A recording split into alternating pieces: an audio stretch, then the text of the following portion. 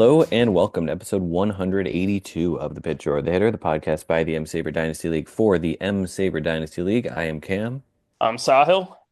and this is Lexi is laughing over there, and I think the way I did the intro, I'm not sure what. It it, it was slightly She, off. was it slightly off? She thinks it was funny. Like slightly off in a funny way, like wasn't, I don't know. It had a little weird cam energy to it. What?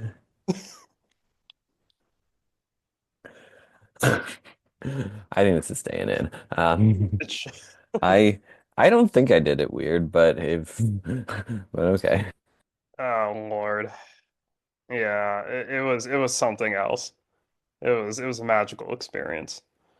All right. But we are this is our season preview episode. We've got a lot of fun to get to previewing we're gonna do our power rankings. We're gonna as part of our power rankings do one player we disagree on each team. That's a fun segment. Yes. We're going to make sure to be quick on that because I imagine that could be a thing that ends up taking an hour and a half. So we're going to make sure that that doesn't. Yeah. And then we're going to preview Stub Week. Yeah. Oh yeah. Yeah, we definitely need the preview stub week. All right, so we'll definitely be quick on that, one, especially because it's already 10:25 on Sunday night and we Oh, both have to work Jesus. in the morning. But yeah, we will make this quick and let's kick it off with the one trade that happened. So Ruthvik traded Matt Brash and a 2027 third to Anthony for Christopher Morel. My take on this is I absolutely hate Christopher Morel with a passion. It's a player profile I do not like, but I think Ruthvik gave up basically nothing to get him, so I think it's a worthwhile gamble. But also good for Anthony for getting him off his team because Christopher Morel's not very good. Yeah, I think Anthony's trying to maybe like with Morel or with Brash and Doucetta get these guys who are maybe like interesting-ish relievers. Is Brash still IL eligible at this time? No. Okay, so he's gonna be in the Mar he's gonna be in the Mariners bullpen. He'll probably get some holds. That pick is okay. Morel um, is, I mean, if the Rays are interested in him, then I'm interested in him to some extent. Um, and the um, the power is okay. He swings the bat. He's got 95th percentile bat speed, although he doesn't square the ball up. Maybe the Rays are working with him um, on that because there's a ton of swing and miss. If he can cut down on that, he can be a good hitter. Um, can be like a really solid hitter. I'm not sure I trust him to do that, but it's, fine.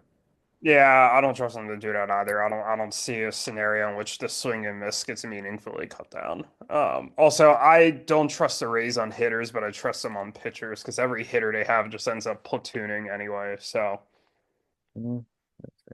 yeah. But anything else, or do you want to dive into the power rankings? No, let's dive right into the power rankings. So Yeah, we're gonna go 12 to 1. We decided we are doing combined rankings this time because our individual rankings are almost the same. There's going to be like one slight difference that we'll mention at the time, but it doesn't necessitate having two sets of rankings. And we're going to have, um, yeah, one player on each team we disagree on. And I think we're going to keep track on this and that decide whether that player has a good season or a bad season. And whoever is right more often than not will win at the end of the year. yeah. I really like this because I think you and I have a lot of differing opinions on players, and I feel like we get into it in our DMs a lot, but we don't share those necessarily with everybody. So I think it's going to be fun that everybody gets to see some of these takes. Some of these Yeah, are well known, but some of these are honestly opinions that I didn't expect Cam to have, or that I just don't think we've really publicized our takes about. Especially this I first, agree. yeah, especially this first game. This is a good transition. So, our 12th ranked team is Daniel and Matt, and I think the Do we want to talk a little bit about their team, or do we want to just dive right into the players? Yeah, well, let's be brief about the team. I mean, they didn't win a single game last year. It's been kind of their rebuild has just kind of not really materialized yet. They're getting good draft picks. They're They're getting Roman Anthony. they're getting Roman Anthony. So they're getting guys. Maybe in a year or two they'll start to turn around. They've been more active in the ad drops market. Or they're always at least at the start of the year fairly active in the ad drops market, and they'll get some interesting guys out of that. But it's yeah, they're still a little bit away. Yeah, I think they've accumulated some interesting young hitting pieces. I mean, Roman Anthony I just mentioned, right? Like Jordan Lawler. I like Heston Kjerstad. Brenton Doyle was a really big pickup for them last year that panned out beautifully. Mark Vientos, they got in a trade for me last offseason. That was a really good deal for them. They also got Tanner Scott in that deal, but like they don't really have much pitching, and what pitching they do have like is hurt right now. It's actually pretty insane how poor their injury luck has been. So yeah, that's kind of that. But the player that you and I disagree on, unless there's anything else you want to say about their team. Mhm. No. Okay, then great. The player we disagree on is Bryson Stott. Make your anti-Bryson Stott case. Yeah, I've just been a fan of Bryson Stott.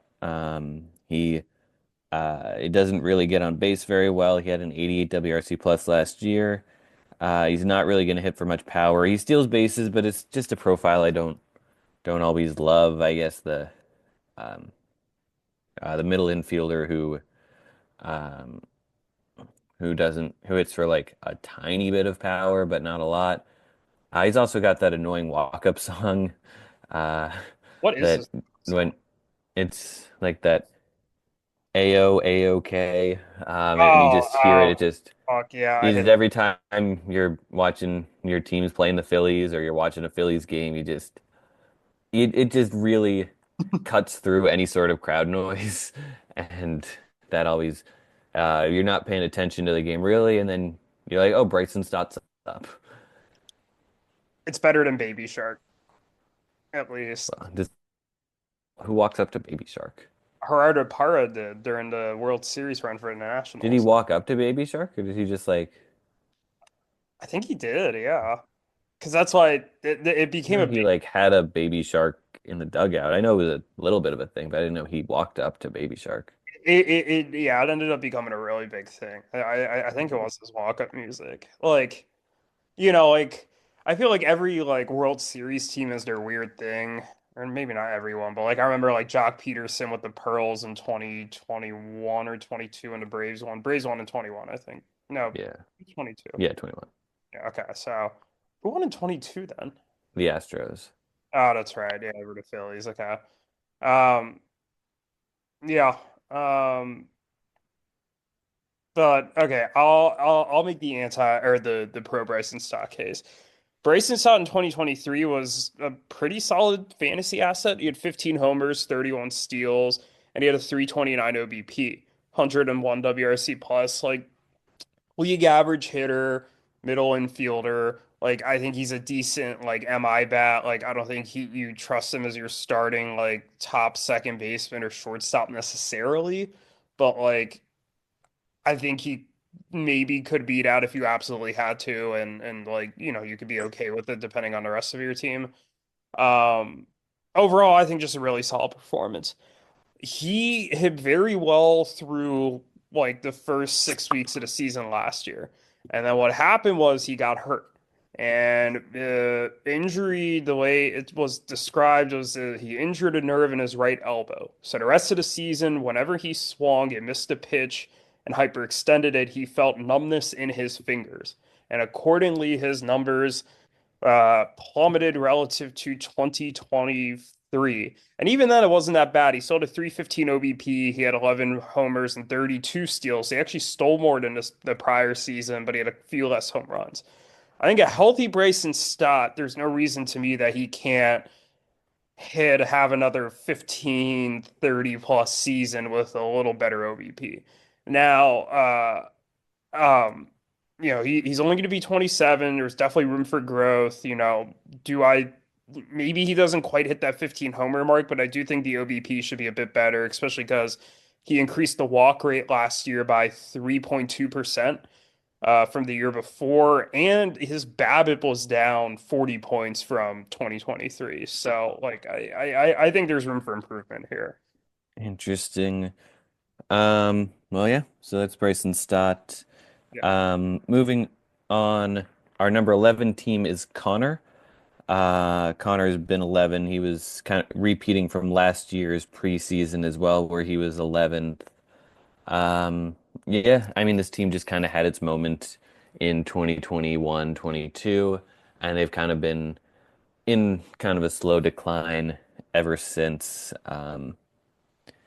It's, not looking great there. There's some names that are interesting, but it could be a tricky rebuild for Connor.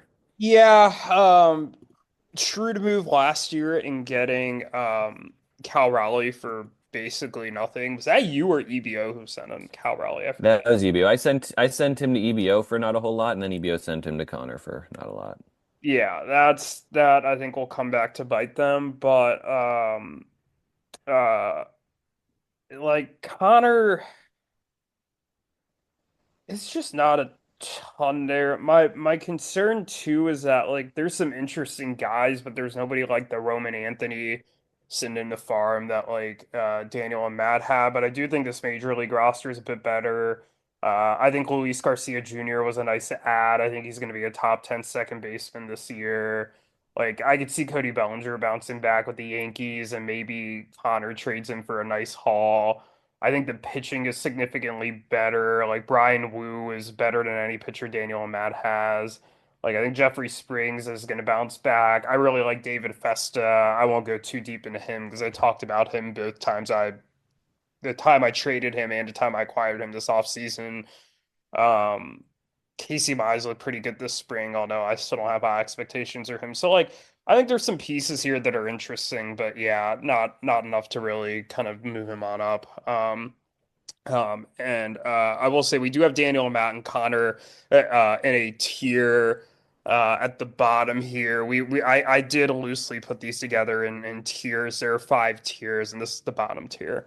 Um, but player we disagree on. Who did we settle on? Because I low key Um, forget. was it Cedric Mullins? It was Cedric Mullins, thank you.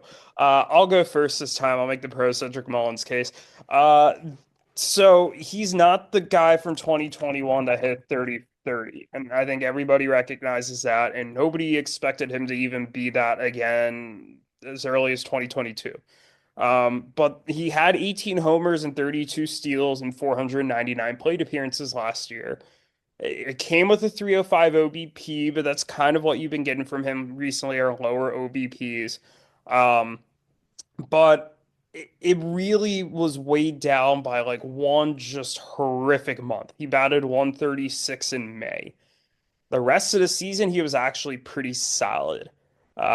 He had a 141 WRC plus in June, 133 in July, 94 in August, 148 in September, and even in April, he had a 98 WRC plus. So, um, I think he's a sneaky good source of power and speed. And the Orioles lineup is good.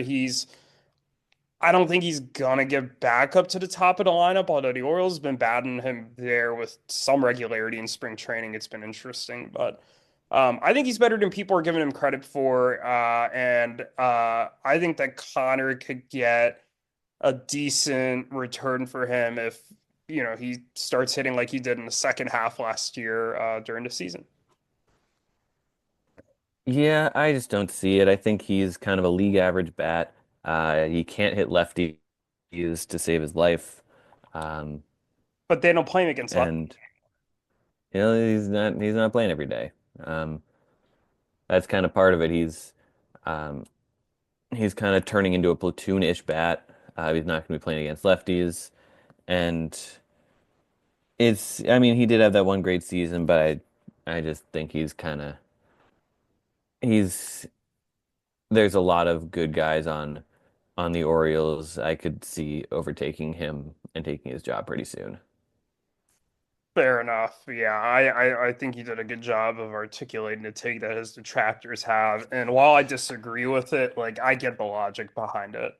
Um, all right, let's move to our next tier. Um, tier four. We have three teams in this tier, but our number 10 team is Alex.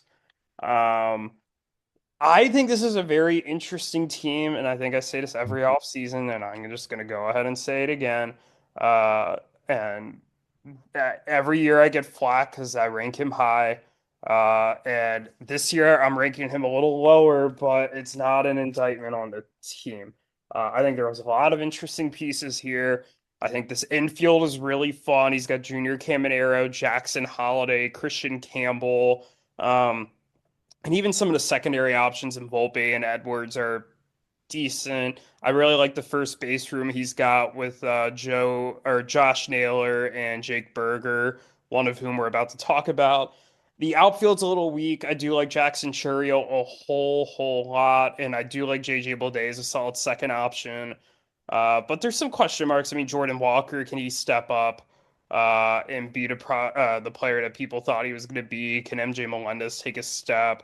I'm not 100% sure there. Uh, Man, there's even some names I haven't mentioned before that I like Michael Toglia, Hassan Kim when he comes back from injury. I think Brooks Lee could be interesting.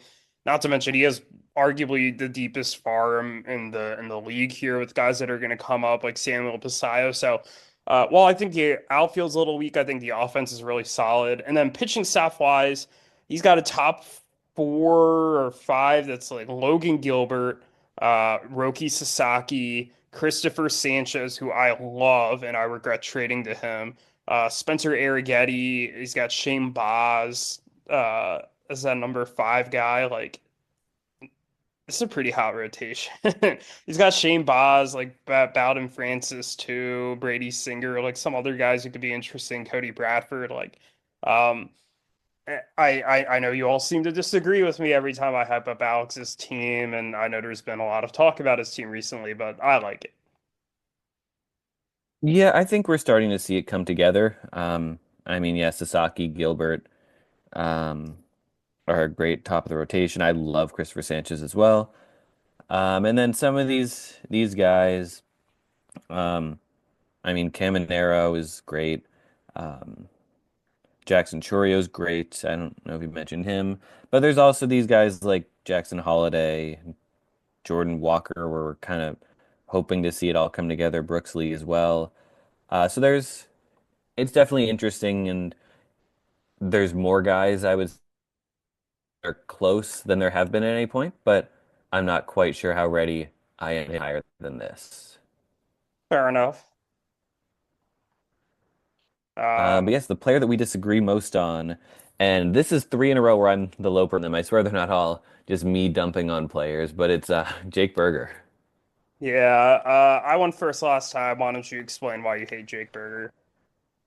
You've traded away Jake Berger like four times. I just don't see it. He strikes out a lot. He doesn't walk. He's gonna hit for some power, but um, but that's gonna come with a 250 batting average and a sub 6% walk rate. Um,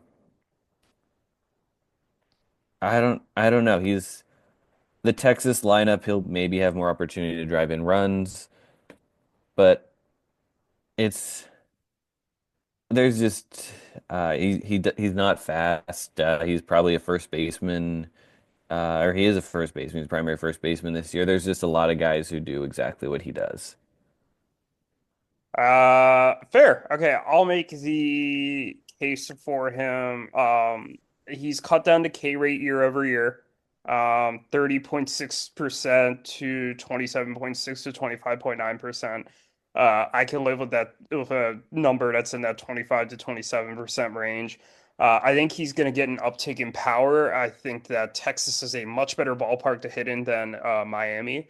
So he had 29 last year, 34 the year before. I think that number is going to be closer to that 34. I think with the better lineup, this is by far the best team that he's been on in his major league career. He had the White Sox and then Miami. I think he will have more run and RBI opportunities, even though he will be batting lower in the lineup. And you cited the 250 average, like that's what he's had each of his 3 years in the majors. You kind of know what you're getting from him in that department. And then the OBP 302, 309, 301. Like I get it, that's not great, but if you're gonna get 35 home runs with that, like yeah, I will happily take that. I do understand some of the concerns maybe from like a consistency standpoint. I know he had a bad first half last year, but was really good in the second half. But I do think he's going to be pretty solid overall when it's all said and done. And Also, I know his daughter's had health issues, and he's been pretty good. Really working through that. He seems like a good dude. Regardless of what happens, I will be rooting for him, and I'm hoping he has a good season. Yeah, absolutely. Moving on to number nine, and this is actually the fourth team in a row that's in the same spot as they were at the midpoint of last year, but we have Yuki as number nine. Our midpoint power rankings from last year. Yeah, mid-season power rankings last year. Interesting. Okay. Yeah, number nine, Yuki. I'll let you talk about his team first. What say you about his team? I think he's got some interesting bats. I mean, or he's got some good bats, but they're not that interesting, I guess. I mean, Bryce Harper, we know he's good. Alex Bregman, he's maybe this change of scenery does some good for him. Dansby Swanson's super boring. Uh, Lourdes Gurriel's super boring. Randy is, I mean, yeah, Randy's kind of tailing off. I don't know. I mean, I like Isaac Paredes. I think he's going to feast in Houston. The pitching, um, he really doesn't have any of these top line guys. He's maybe hoping that Taj Bradley or Kyle Harrison or Max Meyer could become that, but Kyle Harrison's going to be in AAA to start the season. Um, it's interesting, and I think we should first off congratulate Yuki for in what it in all likelihood looks like he's going to be making the semis uh, in the hockey league. Um, very nearly missed the playoffs. Would have missed the playoffs if I could close out a win down the stretch, but now he's gonna be in the semis of the hockey league. So good on Yuki. Um, You know who he has to thank for that? you? Yeah, the dude who traded him a third of his goals this week and probably some hits because he's tied in both goals and hits. And I'm like, without him getting Brian Rust, John Carlson, and Jonathan Huberdeau for me on that big 9-team trade, and Claude Giroux and that buzzer beater deadline trade as well. Yeah, Parker's winning this one. So sorry, Parker. Also, wait. Oh my God, this would actually be really good. Hold the fuck on. Ah, no. I was like, if Claude Giroux had a hit this week, he didn't. Then Claude Giroux could have been the thing that cost Parker, but Claude Giroux did not have a hit this week. Man.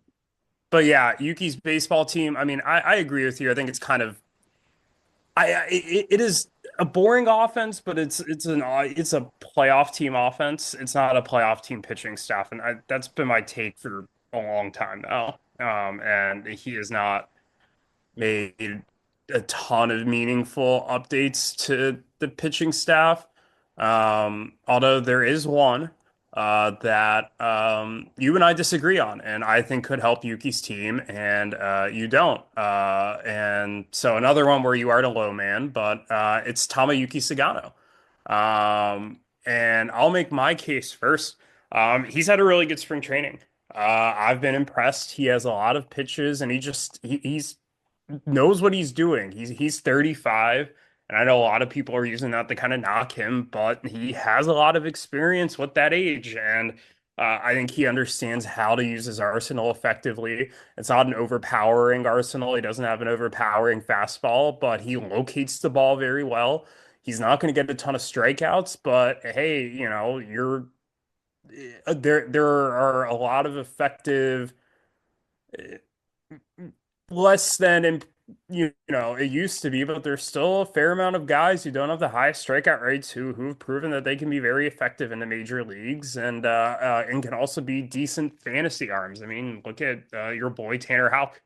Did not have the highest K rate last year, but was still very effective for you, and you're very happy with what you got from him. So, um, do I think Sagano is going to be an ace? No, but do I think he can have a sneaky good season? I think yeah. I guess we'll see. I mean, the projections don't love him. He's going to be 36 coming over. He doesn't really strike anyone out. He never really did in Japan. I don't know. We were struggling to find a guy we disagreed on for Yuki's team, and I guess this was kind of the guy that came up more than anyone else. I guess an honorable mention. I seem to like Brandon Lau more than you do. Um, Yeah. but other than that, there doesn't really.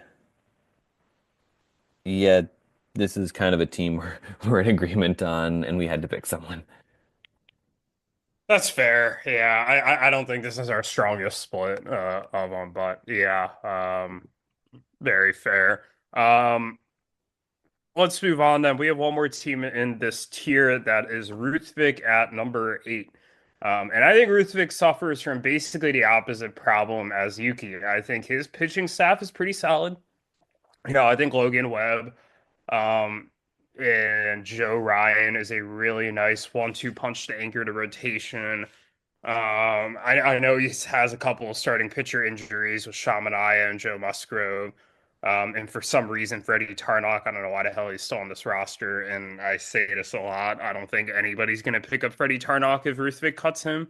I don't even know if half the league knows what the fuck Freddie Tarnok is. I certainly wouldn't know who he is if he wasn't on Ruthvik's roster, but there you go. And then I think he has some interesting supplementary guys as well, like Kodai Senga, if he can stay healthy, I think will be very good.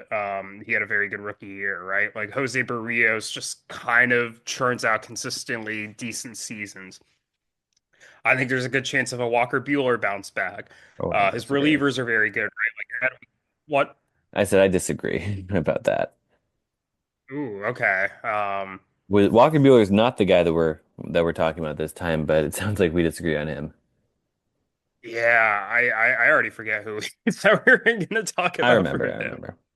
Okay, cool. But yeah, maybe I'll let you get a word in on Bueller as well. It's a very good bullpen, like Edwin Diaz, Joan Duran, Andres Munoz, to the point where you've even mentioned why doesn't he just 2021 EBO it? Which I kind of get it. Um, but like it's a maybe not the highest upside pitching stop, but it's a playoff pitching stop. This offense is not great. Like I like Langoliers a lot. I'm a little worried about Christian Walker this year, even though I like the ballpark change for him going to Houston. I Matt McClain coming off the injury. I'm not a Bichette guy or an Arenado guy. Now I remember who we're going to talk about in a minute. I'll let you introduce him. J-Rod, I'm a little lower on than a lot of people. Don't like Morel, don't like Pena. So it's like kind of a meh offense. And that's why I have him at 8. Yeah, I think that's fair. It's just kind of the same type of team we see from him every year. The pitching is solid, even though the rotation's starting to look worse. Maybe worse than I've ever seen it look. But the bullpen looks great. I agree. I think he's a prime candidate to do that EBO thing because there's really only like three, four there's four decent starters on his team at all. I say trade away Barrios. If he can get a haul for Logan Webb, um, maybe do it. And just kind of roll with, or maybe get a haul for Joe Ryan. If you roll with like Senga and and Webb as your starters, and maybe Jesus Luzardo as like a project starter, and then just a bunch of bullpen guys. If you can trade, if you can trade Joe Ryan for like a top 20 to 30 bat, um, kind of fill out the rest of your lineup with some of these guys. Trade Michael Wacha for a bat. Trade Jose Barrios for a bat. Um, get some relievers. I think he'd be a great candidate for this. Um, but the guy we disagree on, finally, a guy that I'm higher on is Stephen Kwan. Stephen Kwan is finally starting to show power. He's 26. He's always been kind of a slap hitter guy, but he had a really well-rounded season at the plate this year. His walk rate exceeded his strikeout rate this year. He's done that 2 out of his 3 seasons. But this year he hit 14 homers. He's starting to elevate the ball a little bit more. His hard hit rate looks really good. He's really just kind of maximizing his potential. I can see him even hitting 20 homers, being like a 20-20 guy, which yeah, with especially not striking out, I think that's super valuable. Yeah, I'll keep this brief. I agree with everything you said except for the power. I think he's going to hit single-digit home runs. I think the 14 is probably going to be a career high. He kind of hit a decent bunch of home runs to start the season, and then really tailed off power-wise in the second half. And I'm just not seeing it. It's interesting. I was listening to a podcast last week. I was basically like, he has the power in his bat, but that's just not the way he typically like approaches his at bats because it's just he recognizes what's kind of the best thing for him to do is to kind of be a good contact hitter and get on base. And I don't know if I 100% buy that, but I do think that's kind of maybe where you saw some of the power come from at the beginning of the year. That same podcast kind of compared it to Ichiro, where like if Ichiro really changed his swing, there's no doubt that like Ichiro could just smack the shit out of the ball and hit it out, but that just wasn't the way he played the game. I don't see him realistically I think 10 is going to be where he peaks next year, but I'm not seeing 20. Yeah, But I'm on. I think this is one where we kind of agree other than the power. yeah, I think that's fair. This is another team we struggled a little bit finding someone, but yeah, uh, Quan is definitely a good one.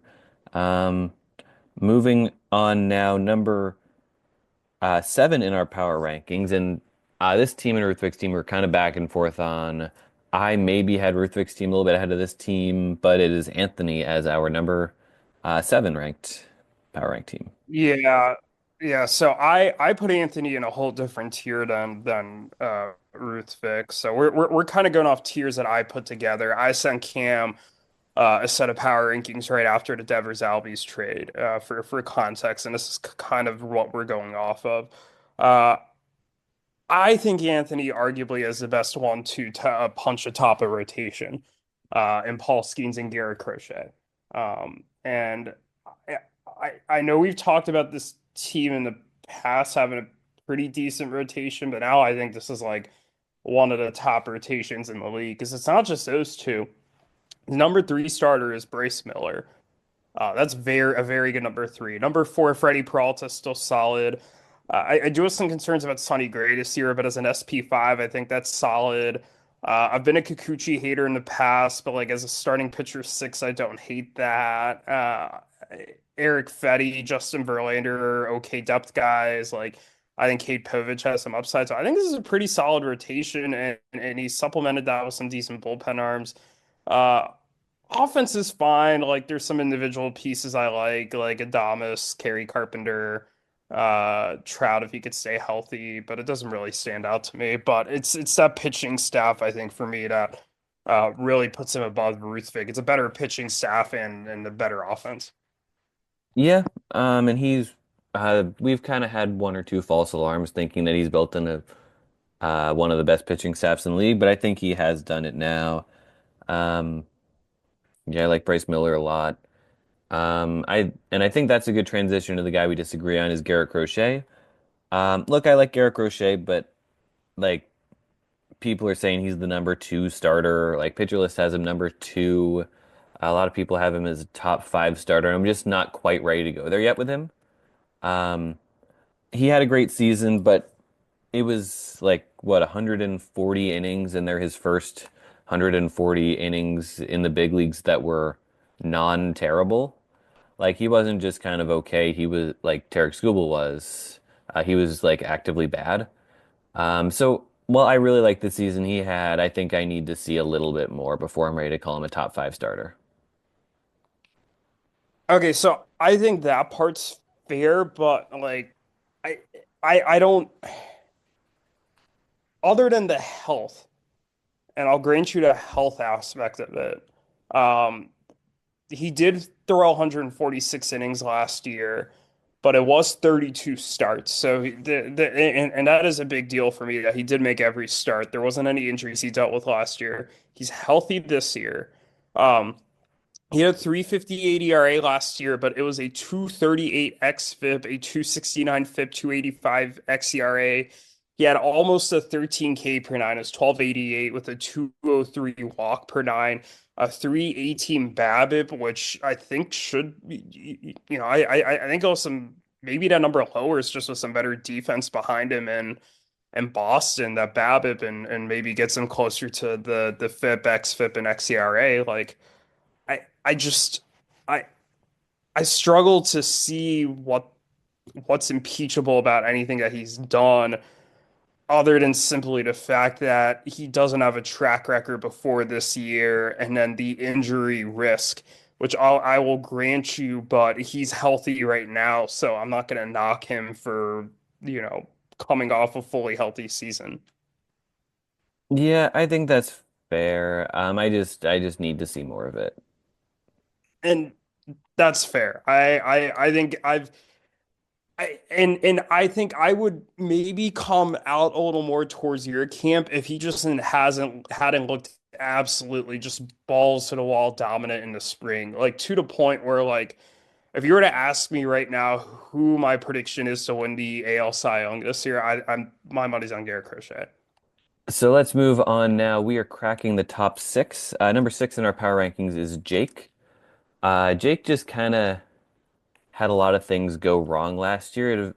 Um, he traded for the Braves' two best players, and he kind of had when they both went down, he kind of had the same season the Braves had. The only difference being the Braves snuck into the playoffs, and Jake was not able to. It's tough. I mean, it was kind of a worst case scenario thing. We thought, yeah, he got arguably the best hitter in the league and the best pitcher in the league. The only concern is if they go down, he suddenly is lacking a lot of depth, and really could have used that depth last year. Granted, Matt McLean was one of the guys he traded, and he was also out for the season. Um, but um, yeah, I don't know. We have Jake as a playoff team. He's a great owner. Definitely see him bouncing back. But there's a lot of question marks here. Like JT Realmuto's getting old. We're kind of unsure. You're kind of unsure about Tristan Casas. Manny Machado's starting to get old.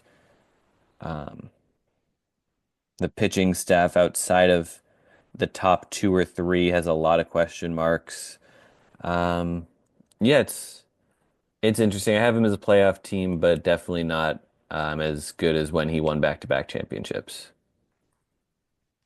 Yeah, I think you hit the nail on the head. I This is probably a playoff team to me, but I there are a lot of questions. And it's simply well, it's twofold. I said this last year, and I got some flack for it, but I said it, and it was kind of correct. He traded away like 9 or 10 guys to get two players, and I said at the time, look, Acuna's had some injuries, right? He had one knee issue. And also you had Strider with how hard he threw. He's already had one Tommy John. He's now a two Tommy John guy.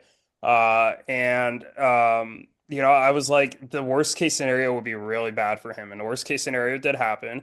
Now, I'm not saying it's not going to be better this year. It certainly is. But the other piece of it is I don't think he's done a ton to really paper over some of the other issues. He lost some of that younger depth, and I get that he's a couple prospects coming up, but like I look and I'm like, Real Muto's older. And George Springer is getting old, and some of the other, even some of the younger guys he has, are just like have injury risks. Corey Seager can't stay on the field. And, Michael Harris has dealt with some injury issues, and I question his skills a little bit. And Yordan Alvarez those knees concern me. Like I know he's going to DH mostly this year, but like those knees still concern me. And I question, his ability to stay healthy. I question what Acuna is going to look like when he comes back. I question what Strider is going to look like when he comes back. I know he's had a really first good spring appearance when he pitched against the Orioles, but is that going to hold up in a regular season game? Also, how many innings does he even pitch this year? I mean, are they going to kind of hold him back in starts a bit? I know he had the Tommy John surgery with the internal brace. And one of the podcasts I was listening to was like, well, the most innings a pitcher has pitched in his first year back from that internal brace surgery is like 60 something. And granted, it's a small sample size, but we don't really have evidence that these guys are going to necessarily hold up for a full year without issues. So that's something we have to take into account as well. And then you also mentioned the pitching staff. Like I think Luis Castillo's on a bit of a decline. Kevin Gausman's on a bit of a decline. Um, Bayo and Cutter Crawford are starting to season on the IL. I like the Brandon Pfaadt addition, but he's definitely has a lot of question marks too. So it's a team with a lot of question marks.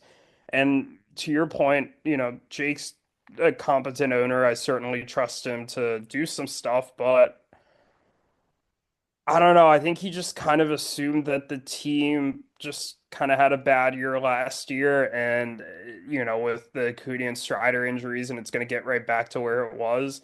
And I think he just ignored a lot of the other holes that he had. And I'm worried that he's going to be good, but not quite get to where he was in prior years, which is still a good team, but not as good. Yeah, I think that's fair. And the player we disagree on is one that I'm surprised that I'm going to go to bat for. It's Blake Snell. Um, I was down on Blake Snell up until like June or July of last year. But once he kind of got warm, got ready, he pitched better and in a more sustainable way than he ever has. I mean, he threw that no-hitter. He's finally pitching deep into games. Um, he, even despite the bad start last year, finished with a 2.43 FIP, which is the best of his career. He had uh, only been mildly close to that in his uh, in his Cy Young season with Tampa. And I guess in 2022, in a partial season, um, he was better. But I mean, he really cut down on the walk rate later in the season. He's starting to kind of be more pitch efficient, and it ended up being even in a lot of ways, despite the bad start, his best season of his career. And I'm ready to see what he does next. Okay. The counter argument for that for me is I don't think he's going to get the innings that he got in the second half of last year where they let him go 6 innings, most starts. It's the Dodgers. I think they're going to baby him. Here's a fun fact that I learned today, also on a podcast. Over the last 2 years, only one Dodgers pitcher has thrown at least 140 innings in a season. Can you name that Dodgers starting Oh, pitcher? over the last how many years? 2 years. Um, 140 in a season, I should say, because 140 in a obviously. season. Was it Bobby Miller? No, it was Gavin Stone. Gavin Stone, Jesus. I Yeah. mean, that's the, I don't think they're babying him. I think it's just all their guys are getting hurt. Okay, but I think there's going to be some load management too, where it's like, hey, we're going to put you in a Phantom IL stint. You're not going to pitch for 10 days. You're going to skip a start. Like, they care about October. Their goal is to make sure Snell's healthy in October. And Snell has proven to not be the most durable guy. He had multiple stints in the IL last year. It's why he only pitched 104 innings. He's only pitched 180 innings twice. Granted, in both those years he won a Cy Young, but his career high other than that is 129 and a third innings. Uh, I, I just, and then from a skills perspective, like you can't ignore the first half of the season where he was awful. I get that he didn't have a full spring training, and if you want to say that affected him, that's fair. But he's also had stretches in his career where he just has been super inconsistent, and I have trouble rostering those types of guys. It's part of the reason I was willing to trade you Dylan Cease at the beginning of the offseason. It's just there's so much volatility in this profile.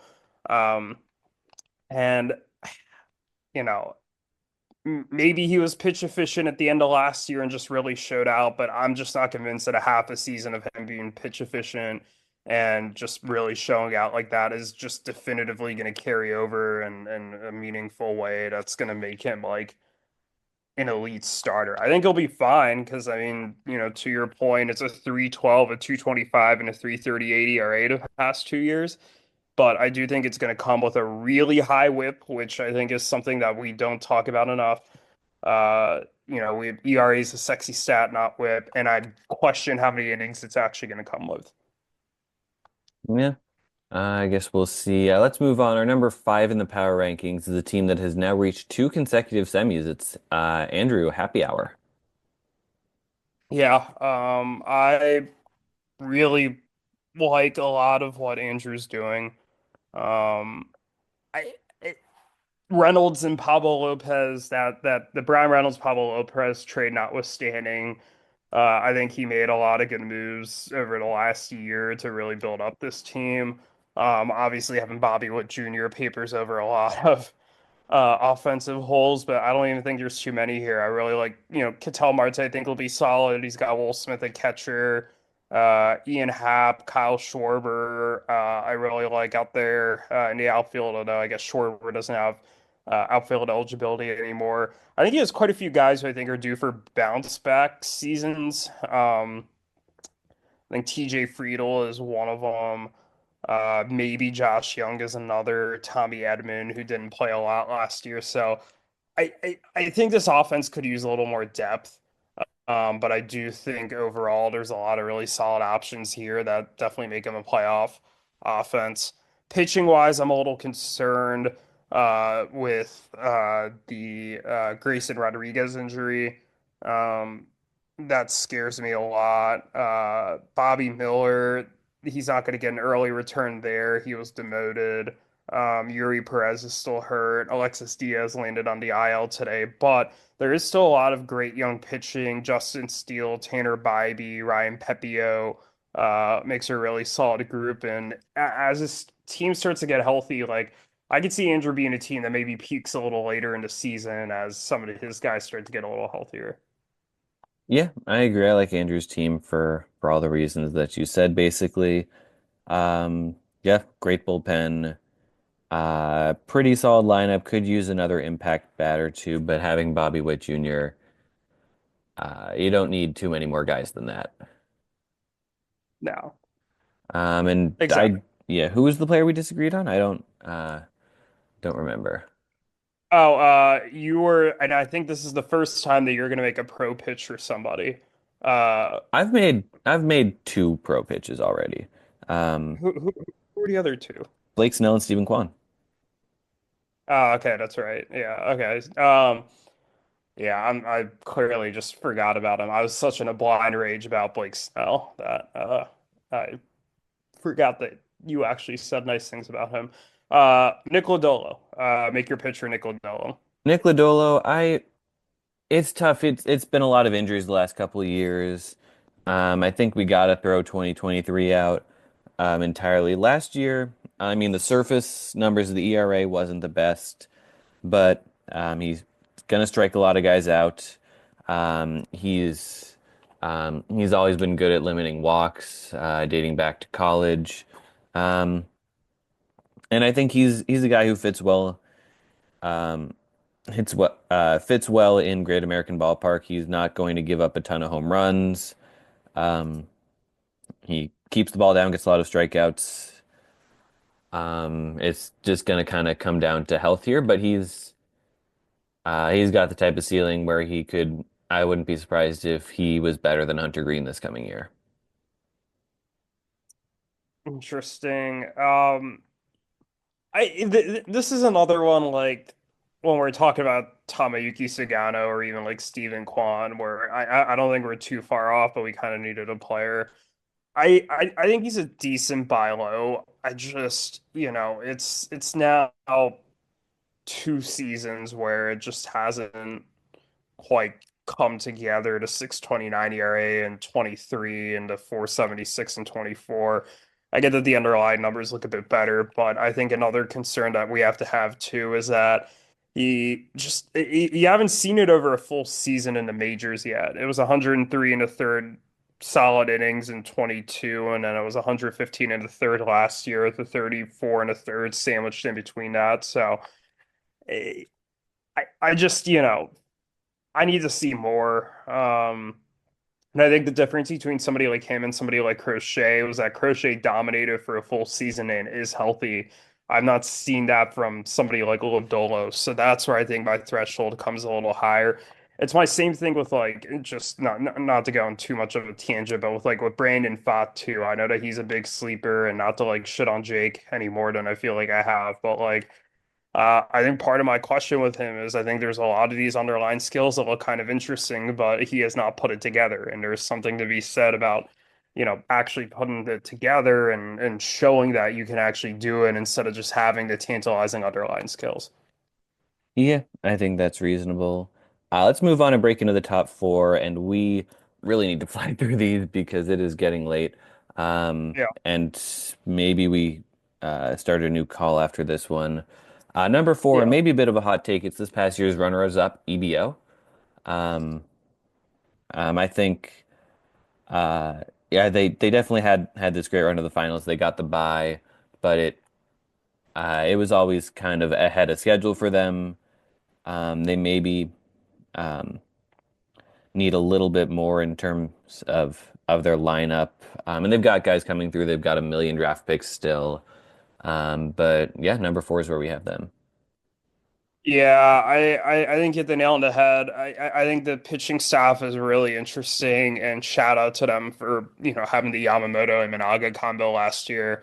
Um, Shrewd trade to get off a Strider right before the injury, and then just drafting Imanaga in the second round of the rookie draft last year. Couple with getting like Pablo Lopez, and already having Tariq Skubal. It took me way too long to mention him there. Not to mention they have guys like Sandy Alcantara coming back this year, Brandon Woodruff, Shane Bieber. So that has the makings of a really interesting rotation. I am concerned about the hitting.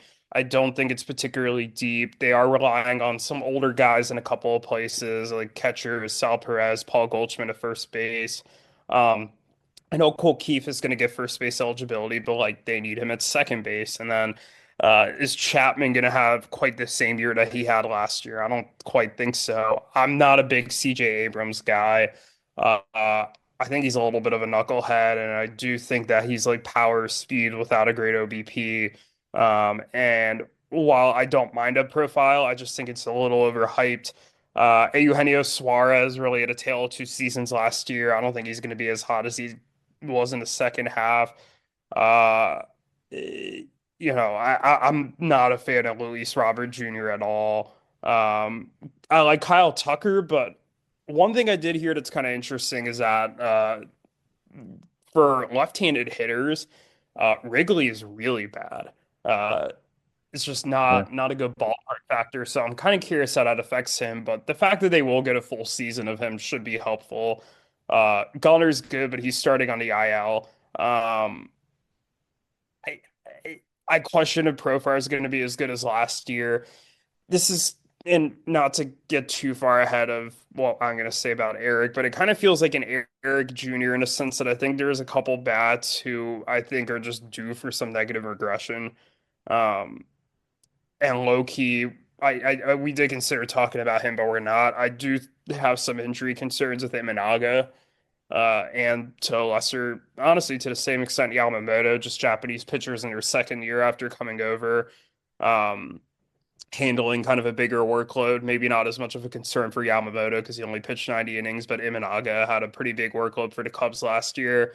I worry if he can hold up for a second consecutive year. Um, all those concerns are enough for me to put him at four. That being said, this is a very talented team that was in the finals for a reason, and I would not be surprised if some of their younger players take a step up and paper over some of my concerns.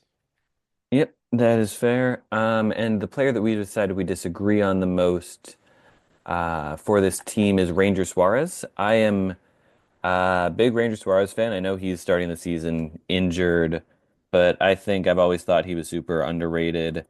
Um, I mean, just look at last season, 150 innings, 337 FIP, 346 ERA. He's never really been a big strikeout guy, but it's definitely been respectable. Um, 245 walk per nine last year. Um, he's had some injuries, and that's probably what you're concerned about. But um, I think he's a guy that I like a lot. Um, yeah, I think they're happy to have him. Yeah, injury does not concern me really. He does have a back injury, so maybe that's a little bit of concerning for a pitcher, but like it's not like a chronic back injury. I don't have all the details, but that's not what I'm going to talk about. What I am going to talk about that concerns me is the how he got to the numbers last year. On the surface, it looks really good, but it was a 132 ERA in April, 232 in May, 348 in June. But then it was a 661 in July, a 5 in even in August, and a 604 in September. Like so he had a good half of the season last year, in which I think most Ranger Suarez owners, when you kind of looked at the peripherals, kind of acknowledge that hey, he's probably not he's definitely due for some regression. Maybe he nobody expected regression as bad as he did, but I don't know. I think he's closer to that 418 ERA guy that he was the year before than he was what he actually did last year. Yeah, I think he ran out of gas a bit, but I think on the whole he's pretty solid. All right, let's crack into the top three now. And this is a team we have now done. I went back and counted either combined rankings or individual rankings. This is our 14th power rankings list. And this team has been second or third 14 out of 14 times. It is my team. 14 out of 14, you said? 14 out of 14 times, my team has been either second or third in the power rankings, never higher, never lower. And this is no exception. Interesting. I will, in the interest of time, let you be the one who says everything about your team. But the one thing I do want to add is that we did have a tier there that had 6, 5, and 4, so or 7, 6, 5, and 4. So Anthony, Jake, Andrew, and EBO in reverse order. Uh, I put you in your own tier, kind of above that group. And I think that just on the whole, with between all the guys you have, I think you're slightly better than that group. But not as good as the tier we're going to talk about next. So go ahead and take it away. I think that's fair. And I think if you want to put me in a tier with EBO, just the two of us, I think that would be fair also. I feel like I talk about my team a lot. My rotation, I feel better about it than I have in a long time. Even with kind of getting some injuries, um, I feel pretty decent about it. Um, I'm happy with the move I made this offseason to get Cease and Altuve. I feel like it kind of raises my team's floor again. I'm just kind of trying to. It's tough. I'm trying to find the magic sauce with my team, and it hasn't quite happened yet. I've got I've got a team that's good enough to win a championship. It just isn't happening, and hoping that my window stays open for another couple years. My farm system maybe looks the worst it has in a while.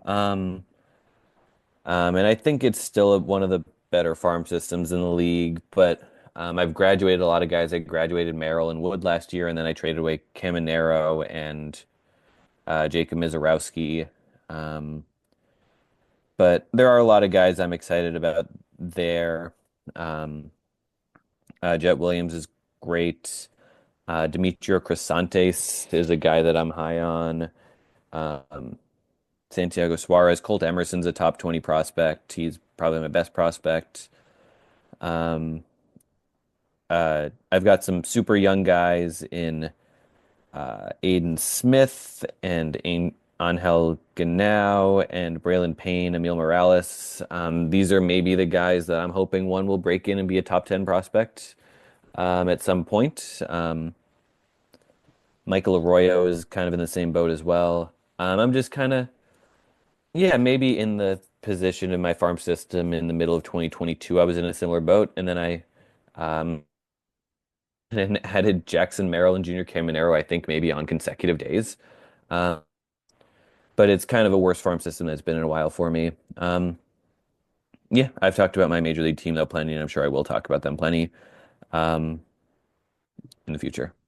Yeah. Only thing I'll add to that is I do think with like the likes of Jackson Merrill coming up and James Wood like to go with Vlad and Soto.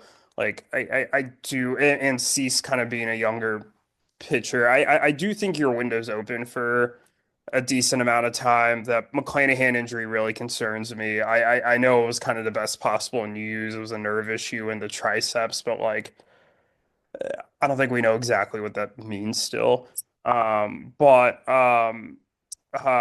I think I'm sure there's some stress on your end about trying to win a championship while Judge and Lindor and Wheeler are, still in their primes and capable of helping because if somebody like a James Wood doesn't step up, as somebody like Aaron Judge kind of comes out of his prime in that outfield for you, I'm not saying you can't work around it, but that's gonna make things just that much harder.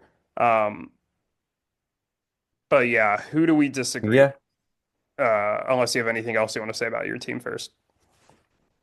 no, I think we know who we disagree on. It's Tanner Houck. I just kind of became a big fan of Tanner Houck, um, especially at the start of last year. He was a guy I picked up in March for free, just kind of as a flyer. I liked some of the numbers as kind of um, I'm hoping he can be my good young pitcher, and it really worked out. Sidebar, but I'm hoping Andre Palante can be that for me this year. I suppose He's remains to be not. seen. He's not. Um, he probably won't be, but I'll give him a couple of starts. If not, I've got Michael McGreevy waiting in the wings, which is a thing that as a strategic decision last year, I've decided to save one of my roster spots or one of my prospect spots for a pitcher that I can shuttle back and forth.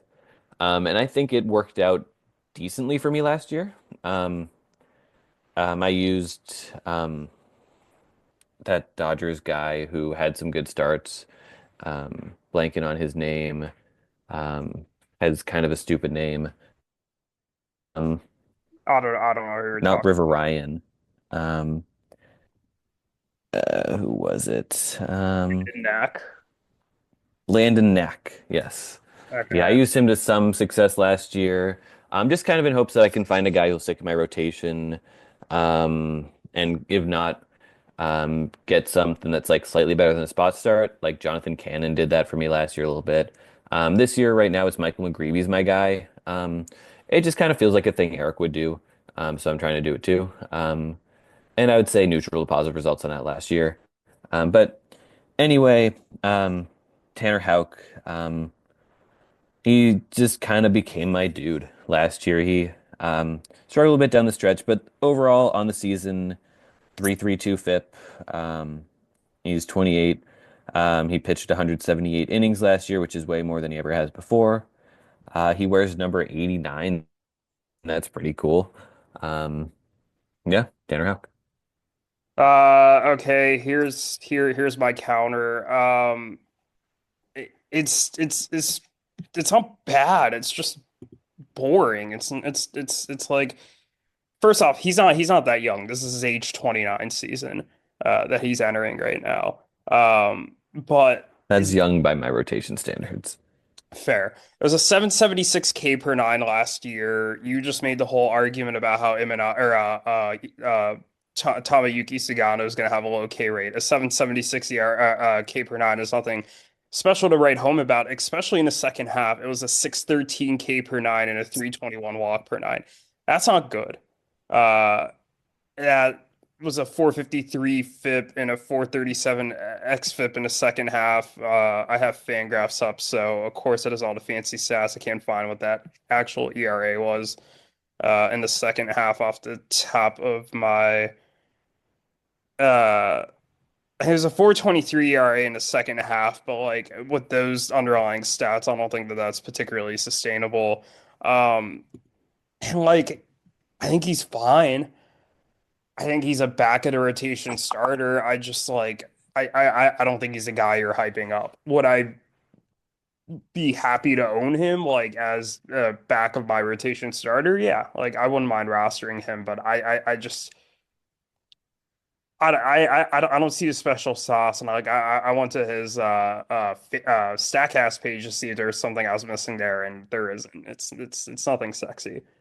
It's boring. I think it's close to there could be a point next year or this year where there's like a stretch of like six starts he has that aren't that great, and all of a sudden you're like, man, should I just like is he just a streamer guy that I'm gonna drop? Like, wouldn't be surprised. Well, that would surprise me. Well, let's move on to your team then. Why don't you, um, and with a reminder that you talk about your team plenty, why don't we talk about why you've got you at number two? Yeah, okay. I will keep this as short as I can. I think this is by far the best offense that I've put together. Third base has been a hole for a long time, and every year I think I have a new third baseman. Thank God I never have to think about Matt Chapman ever again. But now I have Rafael Devers, top three um, um, dynasty third baseman, I think. I dumped off some of the older guys. I got rid of Jose Altuve. I think he's about to start to decline even more here. Cedric Mullins, I got off of. Um, I also got, Wyatt Langford. I'm really excited about him. I think he's going to be an absolute stud. I'm going to plant a hot take in here. Wyatt Langford, top three in the MVP voting this year. Um, Honestly, fuck it. Wyatt Langford for MVP. Um, why not? I got Jaron Duran as well, who I've talked about on previous podcasts, so I'm not going to go into him. Um, Bullpen, I think, is going to be a lot better as well. Felix Bautista is back from Tommy John. They just announced today he'll be on the opening day roster. I'll have a full season of Raisel Iglesias. I think Josh Hader is going to be better this year. Not that he was bad last year, but I think he had some stuff mechanically he wanted to fix to be sharper. I really like the holds room. I picked up Jeremiah Estrada and so I think the bullpen will be one of my better bullpens in a while. Um, I also have Cano and Brian Abreu, who were among the league leaders in holds last year there. The rotation's the only place I have some concerns. Now, before there's like a day and a half in between the Rafael Devers and Ozzy Albies trade, and then me getting and then Garrett Cole going down with the TJ, where I was like, oh my God, like this is gonna go perfect. And then that happened. Uh, and now Jared Jones is dealing with an elbow injury. And as of Sunday night, I haven't heard any update. It's been like 4 days.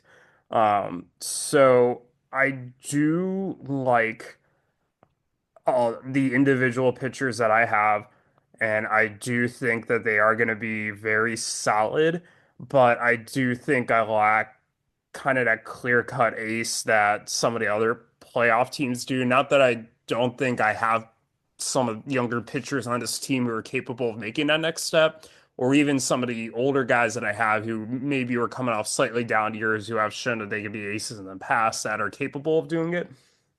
But, you know, there's no replacing a Garrett Cole top the rotation, and I was really expecting big things from Jared Jones this year, and I'm not going to get them, which is unfortunate. Overall, I do think that this is going to be a bit better than last year. I think you kind of alluded to it with your preseason predictions contest that you thought my team was going to do better. Just in your pick for my records, either you or Ruthvik. I think it was you who told me that, but Yeah, it was. yeah, it was you. So um, I think I'm due for a little bit of positive regression, and I'm excited to see how my team does this year. Yeah, I think you've really been hammered hard with pitcher injuries spring, and now you're left with a rotation. I mean, Bailey Ober I like, Nola I like, but he's getting old. Max Fried I like, but he's getting a little old. Zach Eflin's okay. Gary Williams is interesting, and Robbie Ray is actively terrible. And that leads us to the player we disagree on the most. Do you think Robbie Ray is actively terrible? No, no, and you are an absolute terrorist for just terrorizing my heart here with this. I don't get the Robbie Ray hate. Okay, Robbie Ray has looked awesome this spring training. Um, he is not the same Robbie Ray. And I've been a Robbie Ray hater, okay, in the past. I was the one banging on the Robbie Ray is overrated after he won his Cy Young trade, okay? But expectations can change based on different factors. And what I saw in 2022 was a pitcher who largely repeated what he did in 2021. Like you with Garrett Crochet, I wanted to see him repeat it.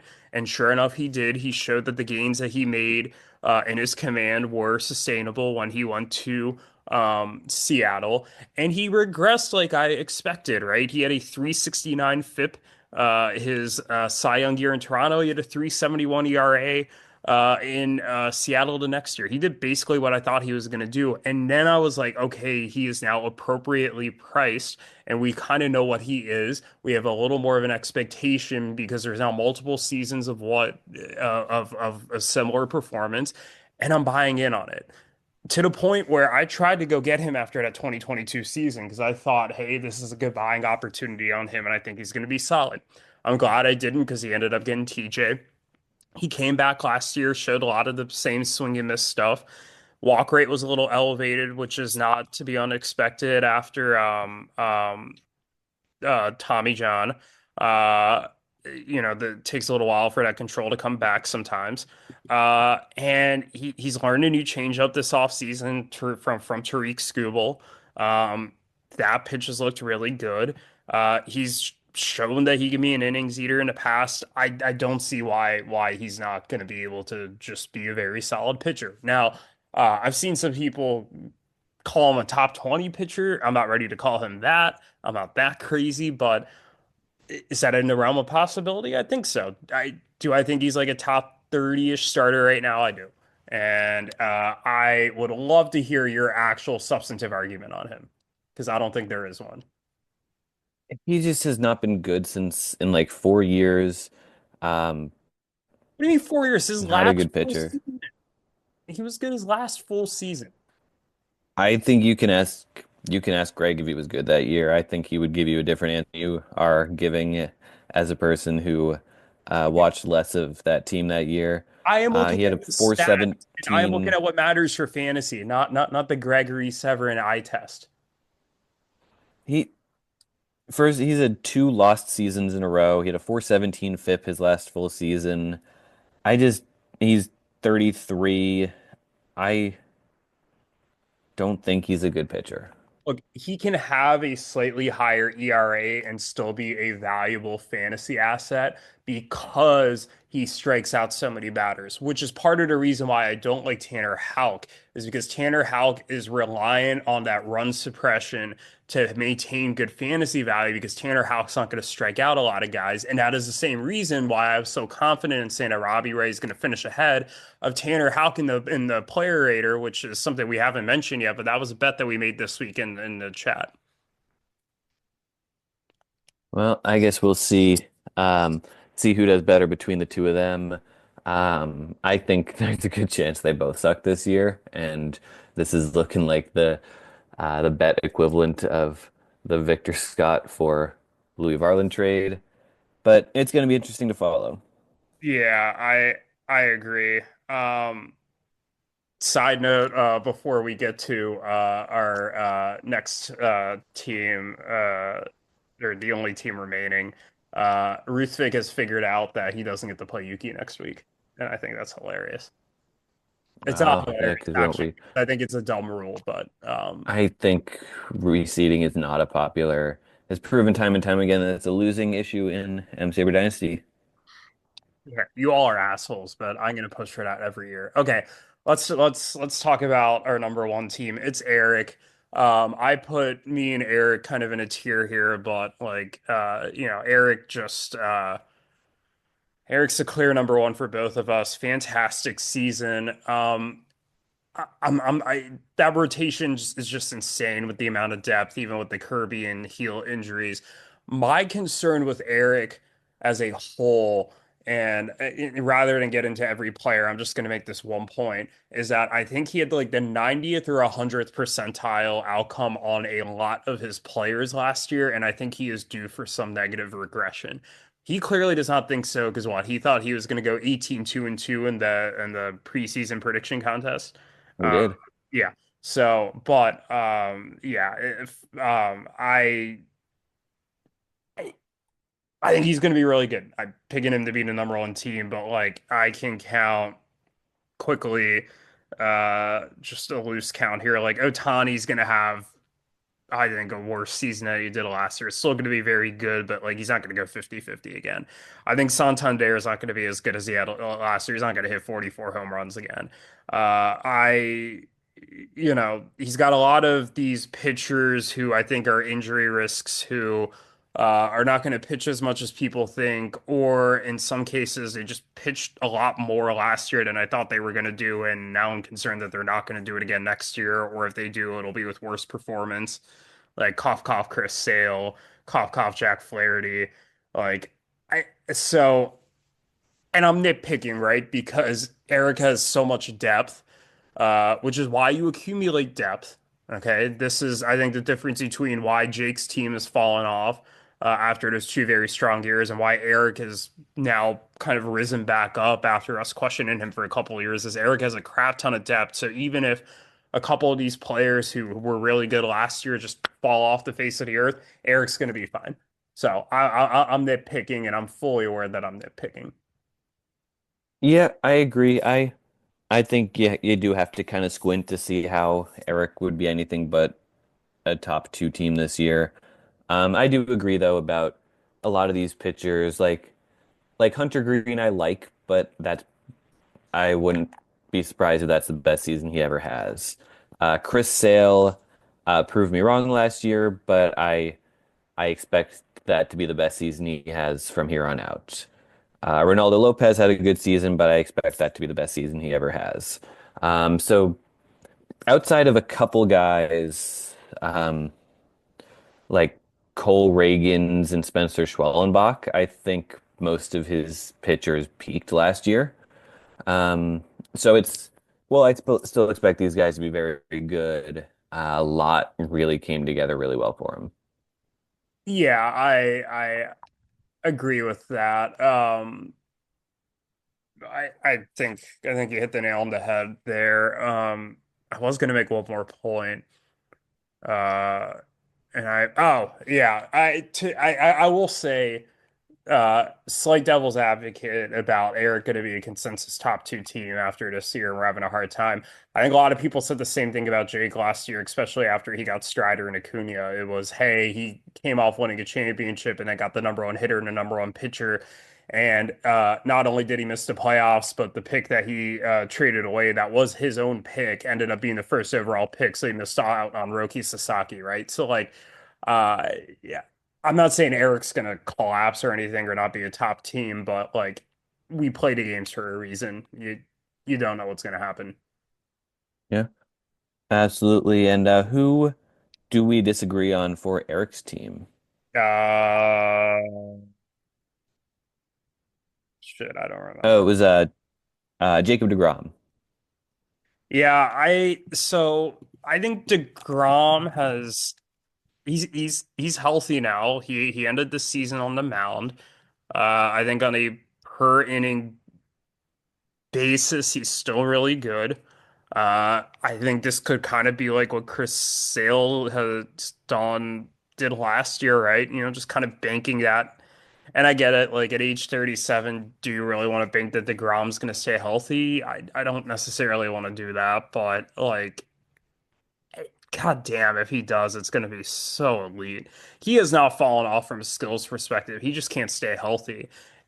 Last four, but even if he doesn't stay healthy for a full season, in 92 innings in 2021, he had a 108 ERA, and like all the indicators back that up. It was a 152 xERA, 124 FIP, 161 xFIP. He had a 14.28 K per nine, 1.08 walk per nine that year. That was worth 4.9 WAR. Okay, just in 92 innings. Um, Yeah, that's maybe the best pitching season I've ever seen. Uh, Right. So if and what's crazy is he had a 170 ERA in 2018. Granted, that was 217 innings, but like this was like a full like half a run, more than half a run lower.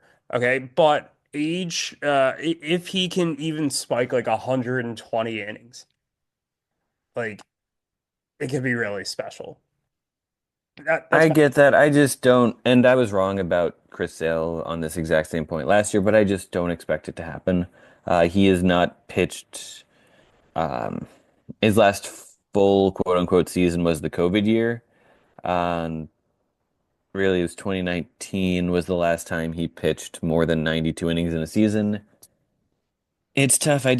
And really against everyone's better judgment, he's not taking anything off the fastball. He's just kind of going for more and more velocity, and that has been to his detriment. I don't know. The numbers have been when he's been healthy, the numbers have looked the same as ever, but I just don't see um at 30, his age 37 season, him putting another full season together. That's fair. My only counter is it doesn't need to be a full season. It just needs to Mm, be like 120 innings. Also, Eric is not relying on him for that. I think if Eric gets 100 innings out of DeGrom, like Eric will still have like the top rotation in the league. yeah, that is fair. Yeah. Um, so that's it. We those are our power rankings. Um, Eric number one, all the way down to Daniel and Matt at number 12. Out of the players that we disagreed on, you were on the positive side of seven of them, and I was on the positive side of five of them, which I feel like is a little bit different than I was expecting going in. It felt different after those first few, where I think you were dominating the negatives, and then you turned positive pretty quickly. Yeah. Um, but yes, let's with that out of the way, let's quickly um, do our first pick'em of the year. Yeah, let's do a quick matchup to watch just while we're here. Um, I'm gonna pick me and Anthony, and the reason I'm gonna pick me and Anthony is that we had this exact same matchup in a stub week one last year, and I lost that 5-6-1. I'm really curious if he could pull it off again, and I'm low key annoyed that I have to play him again in a stub week, but I do want my revenge. Uh, Yeah, I think that's fair. I want to shout out, and this is a bit of a surprising one, Jake versus Alex, just because this could really set the tone for both of these team seasons. And I know stub week doesn't mean a lot, but if Jake loses to a team he should beat in stub week, we could maybe see him miss the playoffs or just sneak in as a six. Whereas maybe Alex is looking at a win in a matchup he wouldn't have otherwise won. Now maybe he's looking like a potential team that could sneak into the playoffs. Um, or if Jake just comes out dominant, maybe he's back. We're thinking of him as a top four team. Yeah, I think I need to see more than a stub week to get behind that, but yeah, I think it would be a good start towards that. Uh, you know, being seen as a top team again.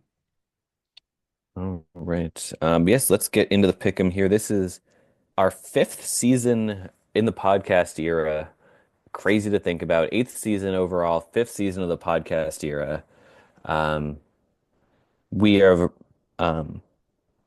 each won the pick'em two out of the four seasons. You are our defending champion. Why don't you pick them first? I didn't even realize I won last year. Yeah. Okay, I will pick Eric to beat Ruthvik. Eric's just gonna have an onslaught of pitching. This is perhaps the worst time to face Eric. Uh, then I think he'll beat Yuki. Um, I think I'm gonna pick Alex to beat Jake. Why not? I'm gonna pick EBO to beat Connor. I will pick Andrew to beat Daniel and Matt, and I will pick myself to beat Anthony. Well, all right. There you have it. Uh, um, I am picking. Um, I am gonna pick Eric to beat Ruthvik. I am going to pick EBO to beat Connor. I will pick you over Anthony. I will pick. Um, I'll pick Jake over Alex and Zach. I will pick Andrew over the jury if I haven't said that already. And I think I'm gonna tie Yuki. I think my teams always come out cold the first week, whatever the sport. Stub weeks are weird. Yuki's matchups with Yuki are always weird. I think we're gonna tie. Interesting. Okay, so we got four of the six same and then two different. Who did you pick to win the pick'em this year? I picked myself to win the pick'em. Who did I pick? I think I might have picked you, low key. I Uh, can't. let's see. You picked. Why is this so hard to find? Looks like you picked yourself and I picked myself. Classic. Okay, I should have guessed that. All right. But yeah, week one pick'em is in. We will be back next week to recap the stub week. It is almost midnight. Any last words here? No, excited for another good season. What's season number 8? Insane that we have done this 8 of these, or we're entering their 8th one of these now. And yeah, I know we said we were going to do a full matchup preview, but in the interest of time, plus I think we kind of just dove into each of these teams. We just kind of dove into the pick 'em here. So if you're listening back to this and thought that we said something different, we did, but we changed our minds midway through. So um, yeah, we will be back with a more normal episode next week, matchup previews, back to our weekly episodes. I'm excited for that. So, Yeah, yeah, we'll hopefully we both have wins to talk about, but we'll let's hope so. yep, Neither of us won stub week last year, but maybe it'll be better this year. But until then, see you then. yep. See you then.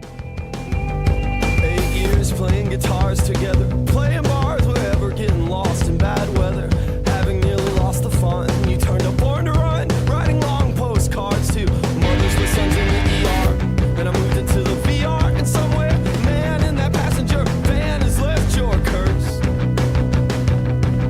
'Cause one man's limo is another man's hearse. This podcast is good.